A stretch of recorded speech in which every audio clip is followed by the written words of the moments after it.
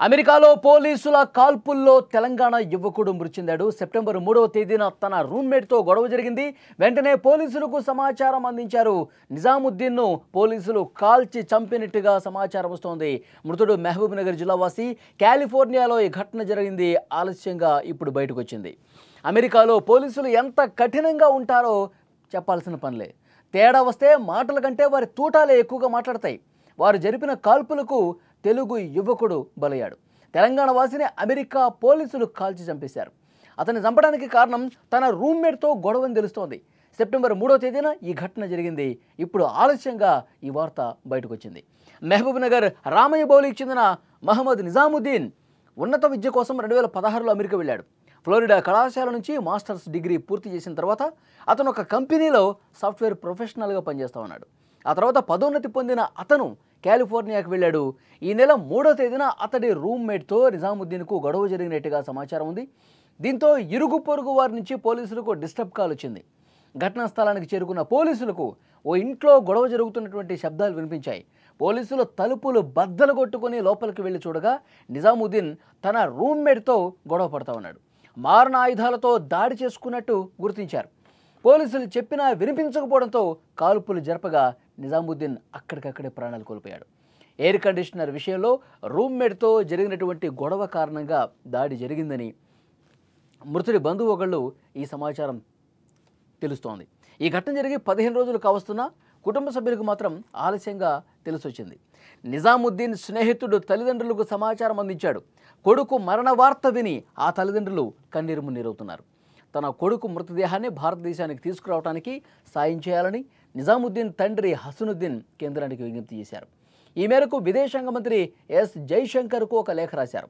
తెలంగాణ ప్రభుత్వాన్ని కూడా అభ్యర్థించారు. ప్రస్తుతం నిజాముద్దీన్ మృతదేహం కాలిఫోర్నియాలోని ఒక ఆసుపత్రిలో ఉంది. అయితే ఈ ఘటనకు సంబంధించి చాలామంది ఇంకా పూర్తి సమాచారం తెలియలేదు. అసలు వాస్తవ పరిస్థితులు ఏంటి, నిజంగా రూమ్మేట్తో గొడవే కారణమా లేకపోతే వేరే కారణాలు ఏమైనా ఉన్నాయా, ఇంకా పూర్తి స్థాయిలో అది అమెరికాలో జరిగింది కాబట్టి పూర్తి సమాచారం రావాల్సి ఉందని చెప్తున్నారు. మన దేశంలో ఏదైనా నేరం జరిగితే దర్యాప్తు తర్వాత శిక్ష వేస్తారు. కానీ అమెరికా లాంటి దేశాల్లో ఇదే తరహాలో తక్షణమే శిక్ష వేయటం చాలా దారుణంగా పరిగణిస్తున్న పరిస్థితి. నిజంగా గొడవ జరుగుతుంటే పోలీసులు అక్కడికి వెళ్ళి ఆపాలి. పోలీసులు ఆ గొడవను పూర్తిగా సద్దుమణిగేలా చేయాలి.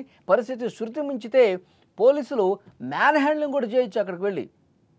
కానీ కాల్చి చంపడం అనేది చాలా కర్కశంగా వ్యవహరించారు అని సమాచారం వస్తోంది. అమెరికాలో పోలీసులు చాలా కఠినంగా ఉన్నారు.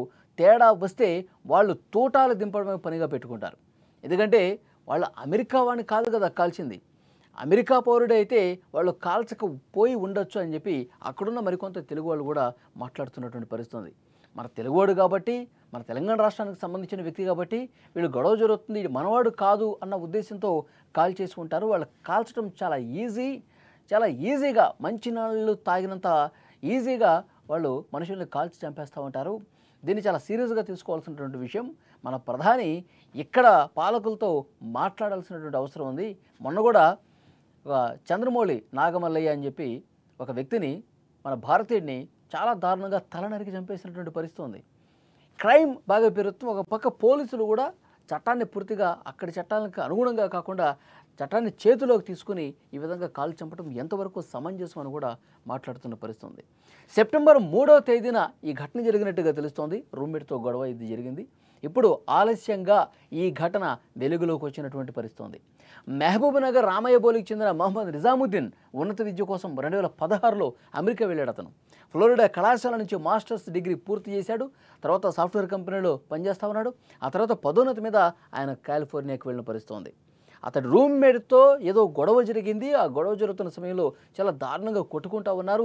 ప్రాణాలు పోగొట్టుకునే స్థాయిలో ఆ గొడవ జరుగుతున్నట్టుగా సమాచారం రావడంతో ఇరుగు పొరుగు వాళ్ళు పోలీసులకు ఇన్ఫర్మేషన్ ఉండడంతో వాళ్ళు వచ్చేసరికి ఆ గొడవ పడుతున్నటువంటి ఆ సీన్ చూసి వీళ్ళు కాల్చారు అని చెప్తా ఉన్నారు. మరి ఏం జరిగిందనేది వాస్తవాలు తెలియాల్సిన అవసరం ఉంది. ఈ కేసుకు సంబంధించి అక్కడ ప్రభుత్వం కూడా చాలా సీరియస్గా ఇన్వెస్టిగేట్ చేయాల్సిన అవసరం ఉంది.